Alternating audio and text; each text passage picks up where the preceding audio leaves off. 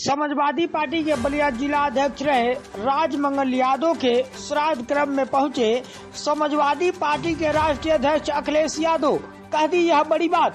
खबर उत्तर प्रदेश के बलिया जनपद की है, जहां समाजवादी पार्टी के राष्ट्रीय अध्यक्ष व पूर्व मुख्यमंत्री अखिलेश यादव शनिवार को पार्टी के बलिया जिला अध्यक्ष रहे स्वर्गीय राजमंगल यादव के गढ़वार क्षेत्र के बिसुकिया गांव स्थित पृथक घर पर आयोजित श्राद्ध क्रम में पहुंचकर स्वर्गीय राजमंगल यादव के तिल चित्र के समक्ष पुष्प अर्पित कर श्रद्धांजलि दी। वहीं स्वर्गीय राजमंगल के पारिवारिक जनों से मिलकर शोक संवेदना प्रकट किए व संतावना दी। पत्रकारों से बात करते हुए अखिलेश यादव ने कहा कि स्वर्गीय राजमंगल यादव एक नेक दिल व विनम्र तथा पार्टी के प्रति समर्पित व्यक्ति थे। इनके निधन से पार्टी को अपूर्ण क्षति हुई है। कहे कि राजमंगल बूथ स्तर से लेकर जिला पंचायत अध्यक्ष तक रहे। पार्टी ने उन्हें जिला पद पर जिम्मेदारी दी, जिसके उन्होंने बखूबी निर्वहन किया। कहे कि कुछ दिन पूर्व पार्टी की बैठक में उन्होंने कहा था कि इस बार समाजवादी पार्टी को जिताने में कोई कोर कसर नहीं छोड़ेंगे कि अकस्मात यह घटना के साथ घटित हो गई। कहे कि इस दुख की घड़ी में पार्टी पूरी तरह से परिवार के साथ है। परिवार की हर संभव मदद की जाएगी। तत्पश्चात पार्टी के नेताओं ने भी मिले। इस अवसर पर पूर्व मंत्री अमिका चौधरी, राम गोविंद चौधरी, सनातन पांडे, फेफना विधानसभा के विधायक संग्राम सिंह यादव, जियाउद्दीन रिजवी, जयप्रकाश अंचल, मिठाई लाल, राजीव राय, अवलेश सिंह सहित सैकड़ों की संख्या में पार्टी कार्यकर्ता व गणमान्य लोग क्षेत्र के जन मौजूद रहे। वहीं दूसरी पार्टी के नेताओं ने भी श्रद्धांजलि अर्पित की। बताते चले कि सपा के जिला अध्यक्ष व पूर्व जिला पंचायत अध्यक्ष रहे गढ़वार क्षेत्र के बिसुकिया निवासी राजमंगल यादव व उनके सहयोगी बांडी रोड क्षेत्र के भीखपुर निवासी राजेंद्र पांडे की 24 दिसंबर को लखनऊ में दुर्घटना में मौत हो गई थी। आइए सुनते हैं इस संबंध में अखिलेश यादव का क्या कहना है।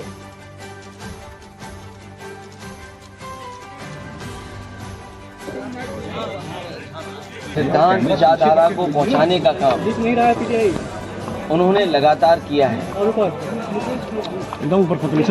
राजमंगल शुरुआती दौर में जब कम उम्र के थे, उस समय यूथ में काम कर रहे थे। यूथ के संगठन में रहे, जिला पंचायत के अध्यक्ष रहते हुए भी उन्हें काम करने का मौका मिला और अभी पार्टी ने बहुत बड़ी जिम्मेदारी उन्हें दी थी, जिला अध्यक्ष के पद की। मुझे याद है कुछ दिन पहले जब मीटिंग हुई और जब बातचीत हुई तो उन्होंने यही आश्वासन दिया और उन्होंने भरोसा भी दिलाया था कि इस बार कुछ भी हो समाजवादी पार्टी को वो जिता। लेकिन आज इस दुख की घड़ी में हमें उनके परिवार के लोगों से मिलना पड़ रहा है। उनके सहयोगी साथी और बड़ी संख्या में उनके समर्थक लोग हमें दिखाई दे रहे हैं। एक्सीडेंटल डेथ हमेशा बहुत शॉकिंग होती है। एक्सीडेंट वो अचानक ही है। उनका एक्सीडेंट हुआ, जो कुछ उस समय उनको इलाज या इंतजाम जानकारी के बाद किया गया, लेकिन वो हमारे और आपके बस में किसी के बस में नहीं था। जो इलाज संभव हो सकता था वो भी नहीं करा पाए, वो हमारे बीच नहीं रहे। जो व्यक्ति एक बार चलाया दोबारा नहीं लौटा। लेकिन राजमंगल ने अपने कम समय में, इतने कम समय में उन्होंने जो व्यवहार बनाया, जिस तरह का संपर्क जोड़ा उन्होंने और परिवार का साथ लेकर के पार्टी को और ऊंचाई तक पहुंचाने का लगातार वो प्रयास करते रहे। हम दुखी हैं, समाजवादी पार्टी पूरा साथ है, उनके परिवार है, उनकी कमी हमेशा हम लोगों को उसको नौकरी या रोजगार मिलेगा कि नहीं मिलेगा, और फिर हमारी सीमाएं कितनी असुरक्षित हो गई हैं। अभी हाल ही में आपने देखा होगा कि देश के रक्षा मंत्री को जो घटना हुई, उनके घर परिवार के लोगों से मिलने जाना पड़ा। 3 लोग सिविलियंस मारे गए थे, 8 घायल। शहीद क्या नहीं गए रक्षा मंत्री जी। बीजेपी के नेतृत्व जो शहीद हुए उनके घर नहीं गए, वहां गए जो सिविलियंस मारे गए थे। सरकार की कमी या उस समय जो फैसले लिए उसकी कमी, लेकिन अग्निवीर जैसी व्यवस्था से कभी भी देश की सुरक्षा उतनी मजबूती से नहीं हो सकती है जितनी मजबूती से होनी चाहिए। तो सीमाओं का सवाल है, बेरोजगारी का सवाल है, महंगाई का सवाल है, और जो बड़े बड़े सपने दिखाए थे इन्वेस्टमेंट मीट के, आपके बलिया में चुनाव आ गया है तो हो सकता है सपना दिखा रहे हों लेकिन जमीन पर कुछ नहीं पहुंचा हो। अगर 40 लाख करोड़ का इन्वेस्टमेंट का सपना देखा है और मुख्यमंत्री जी ने विधानसभा में कहा हो, तो क्या बलिया का हिस्सा नहीं रहा होगा, या गाजीपुर का हिस्सा नहीं रहा होगा, या आपके बगल का जिला देवरिया उसका हिस्सा नहीं रहा होगा? आखिरकार 40 लाख करोड़ में ये आखिरी के हमारे पूर्वांचल के जिले में क्या पहुंचा है?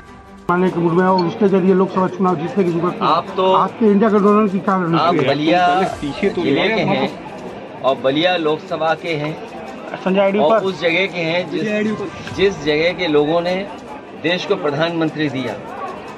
आप उस बलिया बागी के लोग हैं जहां आज़ादी पहले मिल गई, इसलिए आप हर बात को समझते हैं। धर्म राजनीति का हिस्सा नहीं हो सकता। भारतीय जनता पार्टी को आय दोगुनी हुई कि नहीं हुई, किसान को नौकरी रोजगार मिला कि नहीं मिला, उन सवालों का जवाब देना पड़ेगा, और उन सवालों का जवाब नहीं है, इसीलिए भारतीय जनता पार्टी धर्म के पीछे छिप जाती है। अच्छा अध्यक्ष जी, आप इंडिया गठबंधन के प्रमुख घटक हैं और उत्तर प्रदेश के मुख्यमंत्री रहे हैं, सबसे बड़े राज्य के आप सबसे बड़े नेता। आप 40 सीट 48 सीट वाले लोकसभा क्षेत्र के लोग मांग कर रहे कि इनको प्रधानमंत्री और 80 सीट वाले होने के बाद भी जब प्रधानमंत्री बनने की बात आती है या सहयोग बनने की आती है तो आप जो है शांत हो जाते हैं, कुछ बोलते नहीं हैं। मुझे अपने इस पत्रकार का धन्यवाद देना चाहिए। हमारे लिए मुख्य है कि बीजेपी हारे, सवाल ये नहीं कि कौन किस पद पर बैठेगा। और आप तो बलिया के हैं जहां से प्रधानमंत्री रहे हैं, तो आप इन बातों को सब समझते हो, गिनती की और परिस्थितियों को भी समझते हो कि कभी कभी कम वाले भी प्रधानमंत्री बनते हैं। तो मैंने उत्तर प्रदेश के युवाओं की आकांक्षाओं को आप पूरा करेंगे भविष्य में? प्रधानमंत्री अगर बनने की स्थिति आती है तो आपकी दावेदारी रहेगी? देखिए, जो सपना समाजवादियों का रहा वो ये रहा कि पूर्वांचल का इलाका खुशहाली से जुड़ जाए। इसीलिए ये जो सड़क आपको पूर्वांचल की दी थी वो किसी के मांगने पर नहीं दी थी। नेताजी क्योंकि आजमगढ़ से चुनाव लड़ते थे, पूर्वांचल का हिस्सा उत्तर प्रदेश और दिल्ली से सीधा जुड़ जाए और यहाँ के हमारे किसानों के घर परिवार में खुशहाली आ जाए, इसलिए एक्सप्रेसवे दिया था। ये केवल सड़क नहीं मान के चल रहे थे हम, यहाँ पर मंडी अगर बनी होती और अगर सुविधाएं दी गई होती तो हमारे किसानों को लाभ पहुँचता। लेकिन उत्तर प्रदेश के लोग की अभी आकांक्षा रही थी सर मुलायम सिंह नेताजी प्रधानमंत्री बने, और आज सपना है कि आप भी पेट्रोल डालकर जो है आग लगाने की कोशिश की है, क्योंकि वन विभाग उसकी जमीन पर कुछ करने जा रहा था। क्या कहना चाहेंगे सर, किसानों की क्या स्थिति है प्रदेश के अंदर और इस मामले को? लोग जीरो टॉलरेंस कहते हैं करप्शन के, ये जीरो टॉलरेंस उनका जीरो हो गया है। और जब एसडीएम और अधिकारियों के कार्यालय न्याय नहीं दे रहे हैं तो मजबूरी में उसको आत्महत्या का रास्ता अपनाना पड़ा। अगर कोई दोषी है उसके लिए तो वो भारतीय जनता पार्टी की सरकार के लोग हों। और केवल मेरठ में एक किसान की आत्महत्या का सवाल नहीं है, उसके साथ साथ एक दलित और पिछड़े वर्ग के लोगों की किस तरह पिटाई की गई, एक बहुजन समाज के सभासद की किस तरह मंत्री ने और विधायक ने पिटाई की। बताओ क्या कार्रवाई की इस सरकार ने? जो हमेशा बुलडोजर की चालू करके रखते हैं, क्या उस मंत्री के घर पे बुलडोजर जाएगा जिसने बहुजन समाज के सभासद का अपमान किया है? क्या ये वही बुलडोजर एसडीएम के घर की या ऑफिस को तोड़ेगा? कि जिस एसडीएम है, जिस अधिकारी की वजह से उस किसान की जान चली गई।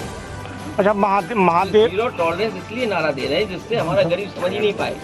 गरीब समझ रहा जाना ने कौन सा फैसला ले रहे हैं जीरो टॉलरेंस के। इन्होंने कहा जीरो टॉलरेंस हमारा करप्शन के लिए। आज करप्शन क्या है? उसी का परिणाम है कि जान देनी पड़ रही है, और पहली जान नहीं गई है।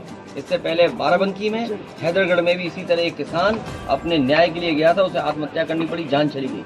कभी मुख्यमंत्री आवास में इतने लोगों ने आत्महत्या नहीं की होगी। कई बेटियां न्याय के लिए आई और मुख्यमंत्री आवास के सामने आत्मदाह किया, उनकी जान निवेजी चली गई। और मैं अपने पत्रकार साथी से कहूँगा वो तमाम आंकड़े आप निकाल करके जनता को बताएं कम से कम कि कितनी ऐसी घटनाएं इस सरकार में हुई। अच्छा सर, सत्ता पक्ष जो है लगातार विपक्ष पर ये आरोप लगा रहा है कि प्राण प्रतिष्ठा को लेकर विपक्ष जो है वो अलग अलग गलत बयान कर रहा है। तो क्या प्राण प्रतिष्ठा के दिन आप भी जाएंगे क्या अयोध्या? देखिए, मैंने आप आधी अधूरी बात मत करिए। पूरी बात यह है कि बीजेपी के लोग ये कह रहे हैं कि जिसके पास निमंत्रण होगा वही आएगा। हमारा पक्ष ये है कि भगवान जब बुलाएंगे तो वो बीजेपी भी नहीं रोक पाएगी। और अगर आपका हमारा किसी का मन करे कि आज भगवान की इच्छा है हमें देखने की, तो क्या हमें कोई रोक पाएगा?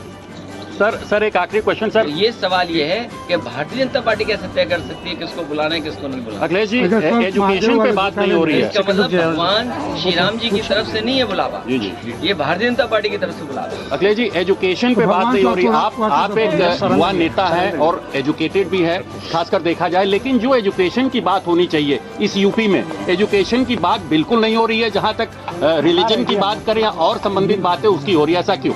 वो बात इसलिए नहीं हो रही है क्योंकि जब मुख्यमंत्री जी खुद ही कहते हैं 46 में 56, उन्हें गिनती की जानकारी कम है। उनसे सवाल पूछो कुछ, जवाब देते कुछ। और प्राइमरी स्कूल आप देख लीजिए, बच्चों की संख्या कम हो गई। इंटरमीडिएट में देख लो, बच्चों की संख्या कम हो गई। ITI पॉलिटेक्निक में आखिरकार आप देश को कहाँ ले जा रहे हैं? अमेज़ोन जैसी कंपनियाँ, या अमेज़ोन न बोलूँ मैं, या जो नए तरह का व्यापार बिजनेस हो रहा है उसमें नौकरियां रोजगार हैं। तो सरकारों को जो परिवर्तन और बदलाव लाना चाहिए वो नहीं ला रहे। वो अपने जो आइडियोलॉजी है उसके हिसाब से शिक्षा को देना चाहते हैं। अगर वो आइडियोलॉजी के हिसाब से शिक्षा दोगे तो हमारे समाज और देश का भला नहीं होगा। नौकरी रोजगार कैसे मिले उसकी अगर व्यवस्था करोगे, शिक्षा बनेगी तो शायद नौकरी रोजगार मिलेगा। वो नहीं है। महादेव याद है कि पूर्व प्रधानमंत्री चंद्रशेखर जी के नाम पर यूनिवर्सिटी दी गई थी। यूनिवर्सिटी सफाई सरकार में देना शुरू हुआ। इस सरकार की जिम्मेदारी है यूनिवर्सिटी को और कैसे बढ़ा किया जाए, इसमें और नए कोर्सेज कैसे लाए जाएं जिससे बलिया और आसपास के पूर्वांचल के नौजवानों को अच्छी एजुकेशन मिल जाती। और आज जिस एजुकेशन की ज़रूरत है, क्वालिटी एजुकेशन वो मिल जाती है। जिस कोर्स से नौकरी रोजगार मिल जाए उस तरह की व्यवस्था और ट्रेनिंग होती तो शायद ये यूनिवर्सिटी न जाने कितनों के भाग्य बदल देती। अच्छा सर, लेकिन सरकार को कुछ और दूसरी तरफ ले जाना है। संस्कृति जो अपनाई जा रही है, जिस पर विपक्ष लगातार लोकतंत्र में बुलडोजर की कोई जगह नहीं है। लगातार इनकाउंटर हो रहे हैं, बुलडोजर चलाए जा रहे हैं। संविधान की जरूरत है। महादेव ऐप में भारत में जो लोकतंत्र में है उसमें बुलडोजर की कोई जगह नहीं है। अगर उसमें कोई जगह है तो बाबा साहब भीमराव अम्बेडकर जी का दिया हुआ संविधान उसी की जगह है, उसी के तहत न्याय मिले। महादेव ऐप में छत्तीसगढ़ के मुख्यमंत्री भूपेश बघेल के खिलाफ जो है चार्जशीट हुआ है, क्या कहेंगे? आप क्या बातें कर रहे हो? आपको सब पता है। अच्छा, बलिया से बेहतर कौन जानता होगा? यहाँ के पत्रकार साथियों को लड़ना पड़ा था, इसमें हो सकता कोई हो। आपको कितना लड़ना पड़ा और सच के लिए लड़ना पड़ा, और क्योंकि आप सच्चे थे इसलिए आपको न्याय मिला। ये बात सहमत? किसी को भी फंसा सकते हैं। जब आपको नहीं छोड़ रहे हैं तो किसी भी लीडर को कहीं भी फंसाया जा सकता है। अच्छा सर, अरे ऐसो आप रख लीजिए अपना, तो क्या करेगा ऐसो आपका? अच्छा सर, अंत में सिर्फ एक सवाल। जिस तरीके से लोकसभा चुनाव नजदीक आ रहा है, स्वामी प्रसाद मौर्य लगातार विवादित बयान देते हैं। कई बार आप उनका समर्थन करते हैं, कई बार आप उनको नसीहत भी देते दिखाई दिए। तो क्या स्वामी प्रसाद मौर्य के सनातन और हिंदू धर्म को लेकर बयानों से समाजवादी पार्टी को फायदा होगा या नुकसान होगा? ये सवाल फायदा और नुकसान का नहीं है। कुछ चीजें बहुत पुरानी हैं, उनको कुरेदना नहीं चाहिए। और फिर सजा की बात हो तो आपको याद होगा डिप्टी CM जो उत्तर प्रदेश के थे, उन्होंने टेस्ट ट्यूब के बेबी किसको कहा था? टेस्ट ट्यूब बेबी किसको कहा? इसी तरह एक और नेता थे, उन्होंने क्या भाषा इस्तेमाल की थी भगवान के बारे में? और फिर एक और नेता थे, वो क्या कहते थे? चल सन्यासी। उसकी अगली लाइन आप जानते हो क्या है? तो सोचिए आप, तो अगर उनके खिलाफ बीजेपी कार्रवाई नहीं कर रही है, उनके साथ गले में गला हाथ रख करके उनको बढ़ावा दे रही है, उनका सम्मान कर रही है, तो आप उससे क्या उम्मीद करोगे? अच्छा सर, आखिरी क्वेश्चन, इंडिया गठबंधन सीट शेयरिंग कब तक खत्म होगा? बहुत जल्दी। कितना दिन तक? समाजवादी पार्टी आपने कहा था कि दिसंबर के अंत तक। समाजवादी पार्टी और दलों को भी साथ लेकर के बहुत जल्दी फैसला ले लेंगे। अभी सूर्य को उत्तरायण में आने दो। कितने पर समाजवादी पार्टी सूर्य को लड़ेगी? उत्तरायण में आते ही सब फैसले हो जाएंगे। अच्छा, कितने सीटों पर समाजवादी पार्टी लड़ेगी? समाजवादी पार्टी किस तरीके के नेताओं को लोकसभा चुनाव में टिकट दे सकती है? उनकी प्राथमिकता क्या रहेगी, क्या आधार रहेगा? जो अच्छे हों, जो जमीनी नेता हों, समीकरण में फिट हों, थोड़े मजबूत हों, वो चुनाव लड़ेंगे। ठीक है, थैंक यू सर। वजह से भी नहीं आ सकते थे, लेकिन सड़क अच्छी बनने की वजह से कम यहाँ पहुँच गए और समय से परिवार और अपने पार्टी कार्यकर्ता नेताओं से मिल पाए। अध्यक्ष जी, आपके दल का राष्ट्रीय आधार है, कई राज्यों में आप जो है विधानसभा लोकसभा का चुनाव लड़ते रहे हैं। लोकसभा के आगामी चुनाव में उत्तर प्रदेश से बाहर भी क्या आपका जो चुनाव लड़ेगा, महाराष्ट्र में? अभी उस पर विचार नहीं कर रहे हैं, लेकिन भविष्य में क्या रणनीति बनेगी उस पर तय करेंगे। कितनी सीटों पर लड़ेंगे आप? यूपी से 40 सीटों पर लड़ने की बात कर रहे हैं। आज तक को सच बोलना चाहिए। सर, बीजेपी का मानना है कि जो चूंकि इस समय इलेक्शन आने वाले हैं लोकसभा के, और वो भगवान राम बोलेगा झूठ। सर भगवान राम के साथ है। सीए की बात अगर हम करें तो लोकसभा चुनाव के पहले ये माना जा रहा है कि नोटिफिकेशन आ सकता है, तो विपक्ष जो है सीए को लेकर कैसे देखता है? कल क्या होगा, हमारा स्टैंड वही है जो पहले दिन था जी। सवाल ये है कि चीन आपके घर में घुस रहा है और चीन के सीमा पर आपके जो मेमोरियल बना था, जो 1960 जवानों ने, जिन लोगों ने शहीद होकर के जी भारत की सीमाओं की रक्षा की थी, क्या उस मेमोरियल को नहीं तोड़ दिया गया? चीन की फौज क्या आपके भारत के अंदर नहीं आ गई? इसका सवाल का जवाब है किसी के पास? आप सीमाएं की सुरक्षा नहीं कर पा रहे हैं, आप सीए लाना चाहते हैं, आप अपने जवानों की रक्षा नहीं कर पा रहे हैं, और सरकार की गलती और कमी की वजह से सिविलियंस की जान जा रही है, तो कितना अविश्वास आपके प्रति पैदा हो रहा है। तो ये बड़े सवाल हैं, इसलिए आप उलझे मत। वही महंगाई, वही बेरोजगारी, और जो सपना दिखाया था कि किसानों की आय दोगुनी हो जाएगी, बलिया के किसानों की क्या आय दोगुनी हो गई? क्या यहाँ का नौजवान पक्की नौकरी पा रहा है, पक्की वर्दी पहन पा रहा है? अध्यक्ष जी, भाजपा अयोध्या में राम मंदिर के मसले को लेकर के जो है, आखिरकार आप देश को कहाँ ले जा रहे हैं?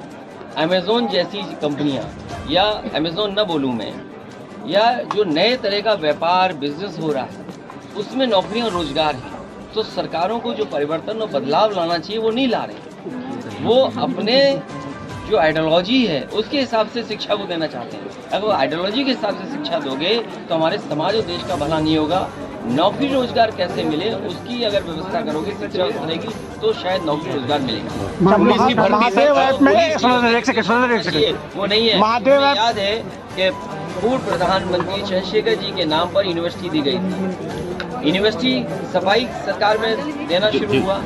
इस सरकार की जिम्मेदारी है कि यूनिवर्सिटी को और कैसे बढ़ाया, इसमें और नए कोर्सेज कैसे लाए जाएं, जिससे बलिया और आसपास के पूर्वांचल के नौजवानों को अच्छी एजुकेशन मिल जाती, और आज जिस एजुकेशन की जरूरत है, क्वालिटी एजुकेशन वो मिल जाती है, जिस कोर्स से नौकरी रोजगार मिल जाए उस तरह की व्यवस्था और ट्रेनिंग होती, तो शायद ये यूनिवर्सिटी न जाने कितनों के भाग्य बदल देती। अच्छा लेकिन सरकार को कुछ और दूसरी तरफ ले जाना है। संस्कृति जो अपनाई जा रही है, जिस पर विपक्ष लगातार लोकतंत्र में बुलडोजर की कोई जगह नहीं है। लगातार इनकाउंटर हो रहे हैं, बुलडोजर चलाए जा रहे हैं, संविधान की जरूरत है। महादेव ऐप में भारत में जो लोकतंत्र में है उसमें बुलडोजर की कोई जगह नहीं है। अगर उसमें कोई जगह है तो बाबा साहब भीमराव अम्बेडकर जी का दिया हुआ संविधान उसी की जगह है, उसी के तहत न्याय मिले। मुख्यमंत्री भूपेश बघेल के खिलाफ जो है शासित हुआ है, क्या कहेंगे? आप क्या बातें कर रहे हो? आपको सब पता है। अच्छा, बलिया से बेहतर कौन जानता होगा? यहाँ के पत्रकार साथियों को लड़ना पड़ा था, इसमें हो सकता कोई हो। आपको कितना लड़ना पड़ा, और सच के लिए लड़ना पड़ा, और क्योंकि आप सच्चे थे इसलिए आपको न्याय मिला। ये बात सहमत अखिलेश यादव जी पीछे रहो, क्यों नहीं मान रही हो? निकल कहाँ रहे हो? पीछे हो जाओ।